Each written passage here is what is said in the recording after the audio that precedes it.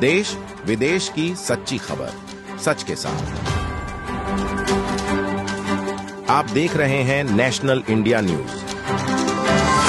तृणमूल युवा मोर्चा ने भाजपा और सीपीआईएम पर शिक्षकों की नौकरियां छीनने का आरोप लगाते हुए 26,000 शिक्षकों की बर्खास्तगी का विरोध किया। जुलूस दोपहर में सिलीगुड़ी के बाघे यतीन पार्क से शुरू हुआ और प्रधान सड़क हिलकॉर्ट रोड से गुजरते हुए एयर व्यू मॉड की चौक पर समाप्त हुआ। इस अवसर पर दार्जिलिंग जिला तृणमूल कांग्रेस अध्यक्ष पापिया घोष और कई अन्य गणमान्य व्यक्ति सहित तृणमूल कांग्रेस की भी ओर से कुछ कार्यकर्ता भी उपस्थित थे।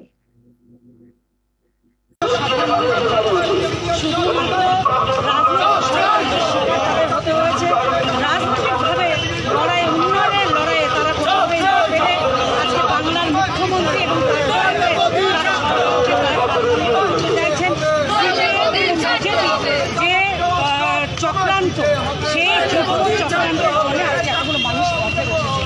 আমরা আমাদের যারা চাকরি হারা হয়েছেন তাদের কাছে একটাই আবেদন জানাবো,